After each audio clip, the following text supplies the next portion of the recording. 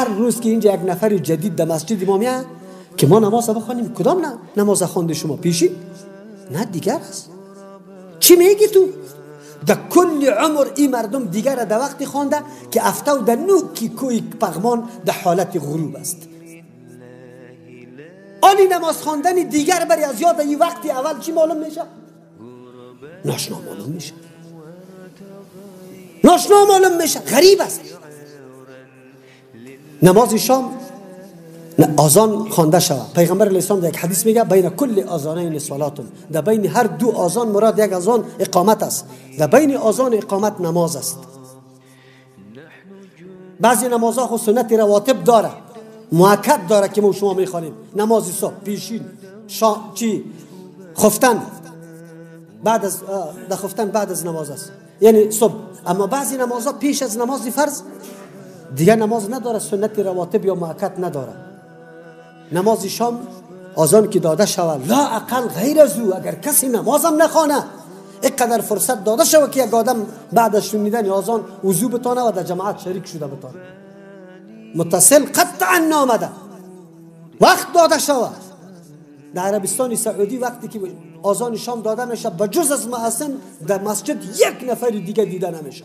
پس از اینکه آذان خلاص میشه باز میبینی که از خانه ها مردم آمده رویست 15 دقیقه فکس وقت تیر میشه، بعد از او اقامه جماعت میشه. صحابه میفرماید که ما وقتی آذان شام داده میشد مردم 2 رکعت نفل میخواند. پیغمبر صلی الله علیه و سلم امر کرده که نماز خوانده شود لیکن اختیاری.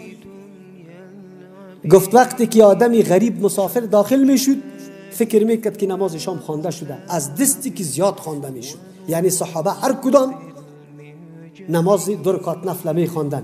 یبتدرون السواریه، خود در دیوالا نزدیک میکرد، در ستره نزدیک میکرد. ما کلان مردم هستیم بیایم اونجا در صف پشتی سر استاد بشیم. سنت نوافل هر وقت که نماز میخواندی به دیوال، به یک ستره، به یک چیز خود نزدیک کن. امر پیغمبر صلی الله علیه و سلم است، در این حکمت بزرگ است. اما به پیش مردم این نماز کدام نماز است؟ غریب و ناشناست. نماز جمعه تان ناشنا نیست. با مجردی که میایم کسانی که امروز شما جدید می از پیشتان سوال نمیکنن اینجا خود سنت خوانده نشد، اینجا خود یک خود بس ناشنا نیست. آیا پیغمبر صلی الله علیه و سلم 2 خطبه خوانده؟ آیا پیغمبر علیه السلام به نام سنت جمعه کدام چیزی را خوانده؟ هست و وجود داره؟ دین غریب است، حتی نماز غریب است، در وقتش خوانده نمیشه، رعایت ارکان و شرایطش نمیشه. با کدام نحوه که نماز پیغمبر صلی الله علیه و سلم خوانده و بعد از او سلف نماز خوانده، به موشی و نماز خواندن. الله اکبر.